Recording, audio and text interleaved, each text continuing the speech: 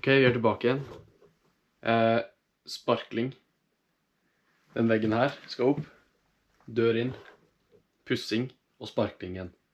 Nå venter jeg på matleveranse fra Oda, men de er så treige at jeg må begynne. Så jeg har ikke fått kaffen en gang. Eller frokost. Så det er det her som skjer. Jeg skal pusse den gangen her. Så vi bare gønner på og starter.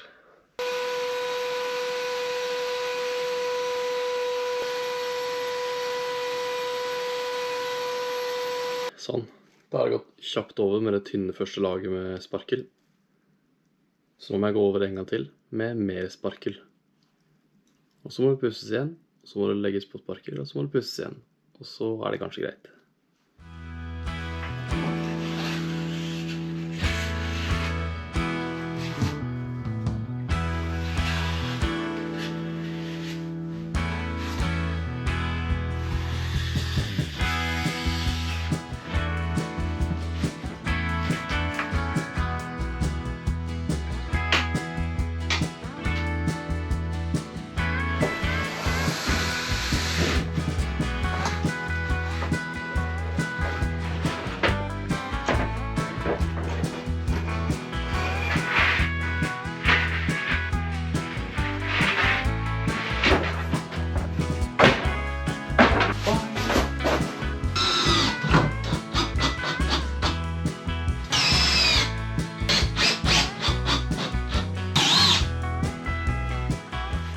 Sånn, da har vi veggen, vi har spikerslag, alt står på 60. Det skal ikke være noe belærende eller noe, men til dere som ikke vet, det meste av spikerslag er jo da festemateriale, på en måte. Her skal det jo plater oppå, eller panel, og da er jo det et spikerslag, for her får man feste. Og imellom her så er det 60, eller imellom her så er det 55, men fra senter til den, så er det 60. Og sånn er det sånn generelt med alt av materiale nesten. Og alt av ting man får kjøpt. Det meste er 60. Altså det meste får du kjøpt så du får festet det på 60. For eksempel en gipsplate. En gipsplate er 120. Da får du festet den der, 60. Der, 60. Og der, 120. Så det meste av materiell og meste av ting du får kjøpt er regnet ut ifra 60. Nå har ikke jeg plater til det her, og jeg er litt usikker på om jeg skal ha plate eller om jeg skal ha panel, så snart det der her. Mest sannsynlig så blir det panel, og det har ikke jeg nå. Så jeg tror vi setter inn den døra der, setter opp et spikerslag her. Og så er det ikke sånn kjempemye mer man får gjort her før jeg får tak i litt mer penger og kjøpt litt mer materiell. Men da har jeg fått alt gjort klart, så er det bare plate, liste, male. Eller plate, male, liste. Så det er nice. Da holder vi på med dørkarmen. Nå har jeg satt den sammen. Sånn som det her. Lagt den ned, satt den sammen. Valgt hvilken vei døra skal slå, i forhold til om den skal slå ut eller inn. Eller inn i rommet, eller ut her. Det som kan være lurt da, etter å ha satt den sammen, det er da borre 2 hold fra toppen av karmen og inn i dørkarmen her, og så sette 2 skruer der, og 2 skruer der. Da står det sammen i hvert fall, og ikke forsvinner, så det ikke begynner å vagle og styre når du skal sette det inn. Så kan man løfte bort til døråpningen, og så skru den fast derfra.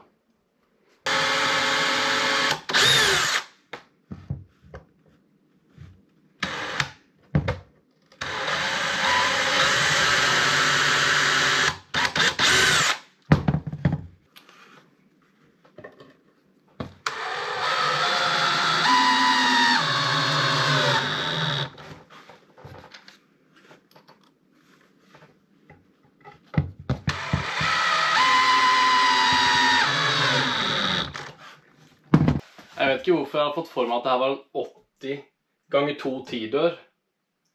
Men det er jo feil. Det sa jeg vel kanskje i andre videoen.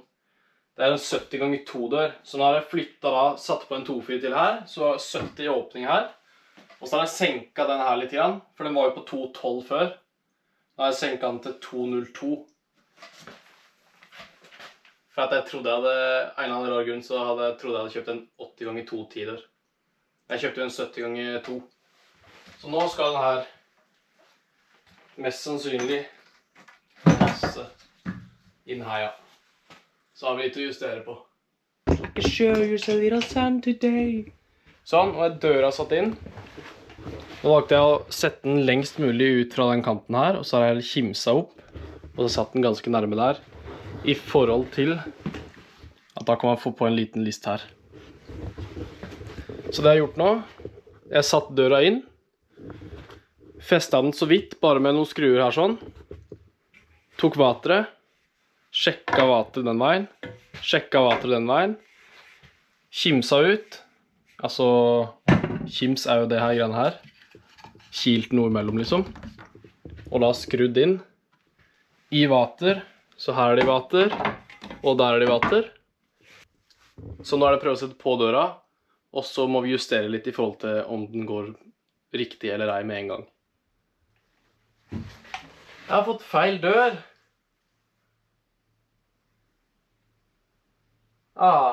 Kølle-Frans. Jeg har fått en for høy dør. Er det mulig?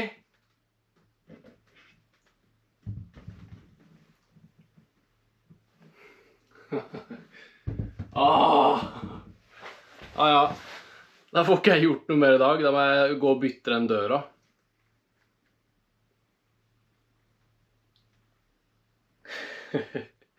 Ja. Snakkes senere. I'm back. Det eneste problemet nå er at de solgte ikke sånn dør som jeg allerede hadde kjøpt i 2 meter høy. Da måtte det bestilles, og det gidder jeg ikke. Det er bare en kjeller. Så det ble en dør som er slett. Den var billigere også. Så vi mukker inn den og ser om den passer.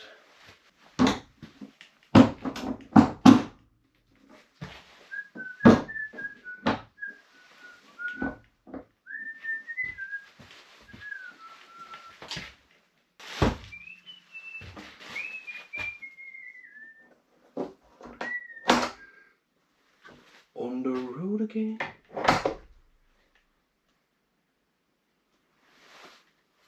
Tada! Det var inne. Kanskje litt justering, men ikke så veldig galt. Det er sånn presslist på den her. Litt justering kan den ha. Et kjapt lite triks til dere.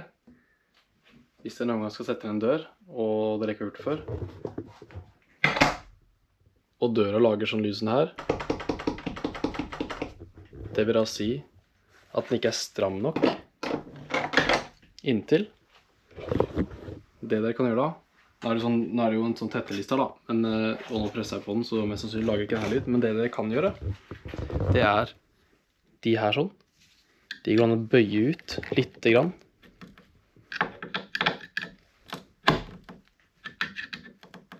For at inni her er jo der den der kommer. Så da, hvis dere bøyer det ut litt grann, så blir det mye tightere. Da lager den ikke den lyden lenger. Quick tip. Det kan dere gjøre selv. Must be doing something right, yeah. Nå mens jeg venter på tørken hjemme hos meg selv, så er jeg her hos en kompis for å hjelpe han med å pusse opp litt. Han skal gjøre kjellertrappa si litt penere. Og mye støv. Skal vi se om vi kan vaske dere litt grann, så dere blir pene. Sånn. Han har en kjellertrapp som han skal pusse opp. Så nå skal det gipses, og så skal det sparkles her også. Så da kan jeg hoppe litt fram og tilbake og sparkle hos meg. Pusse her, pusse hos meg, sparkle her, pusse hos meg. Ja, i den duren i hvert fall da. Ok, ready for battle.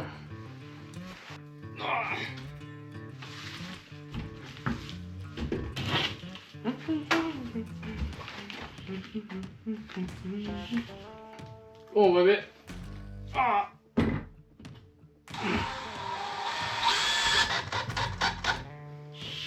Der var den ledningen av ennå. Det var greit.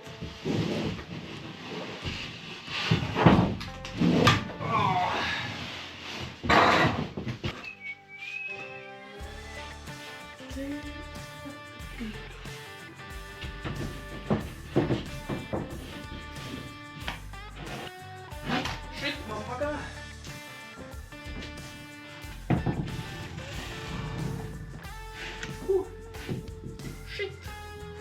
Shit, pommes frites, mann!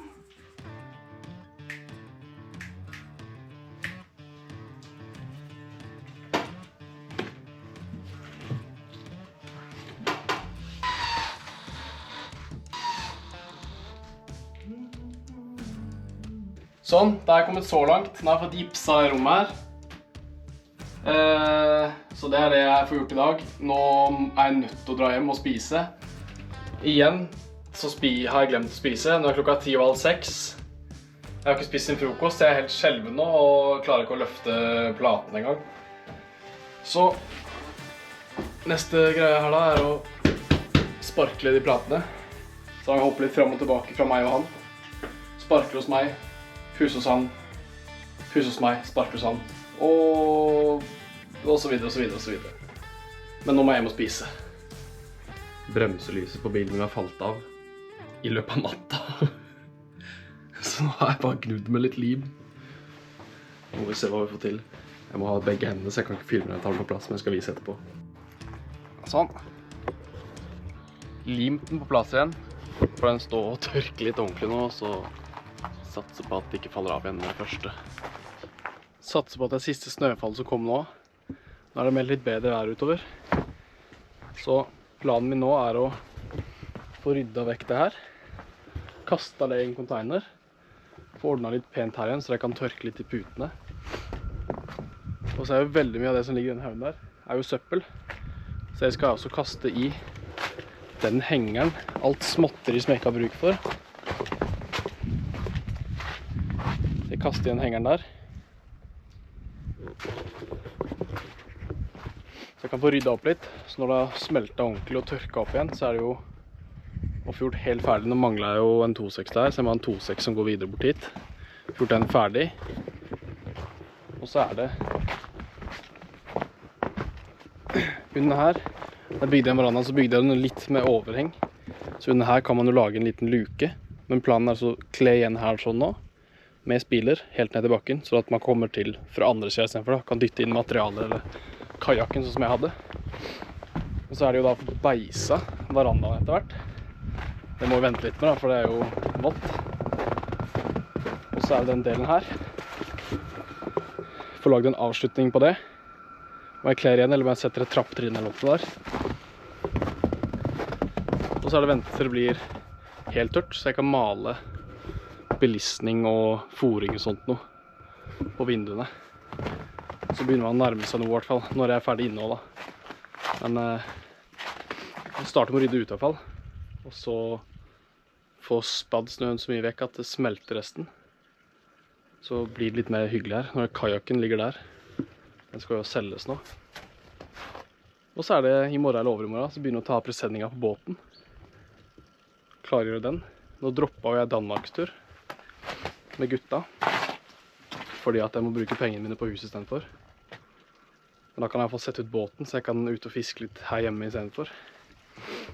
Og så har vi en start. I hvert fall starte å rydde det her, greiene her. Det kan vi starte med.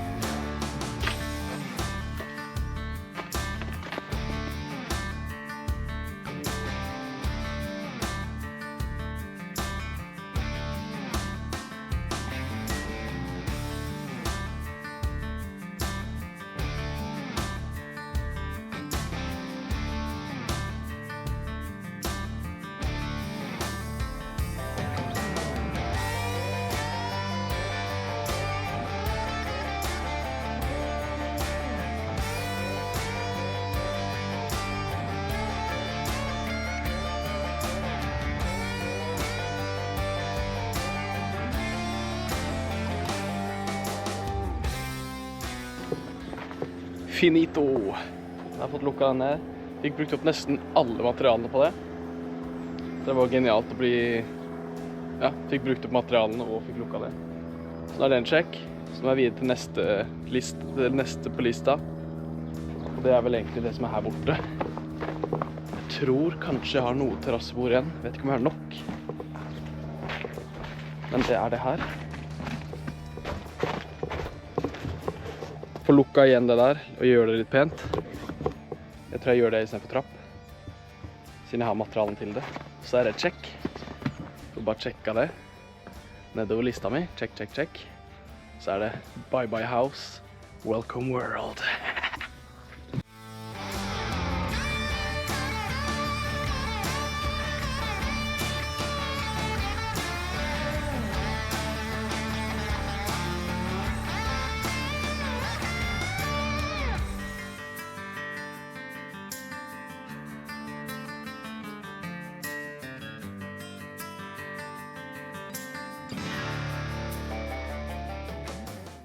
Da var det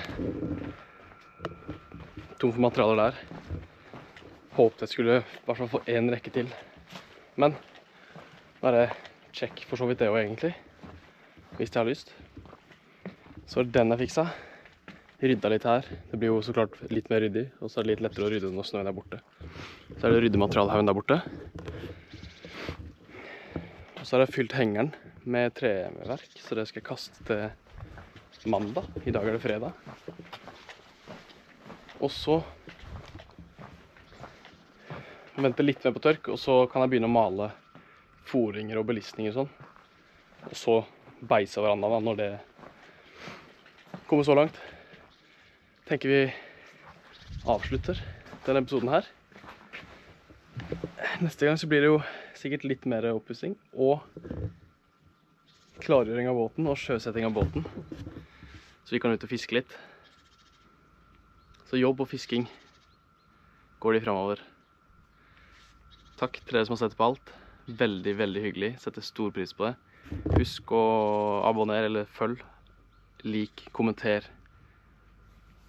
Og del om dere kan det. Tusen, tusen hjertelig takk. Snakkes.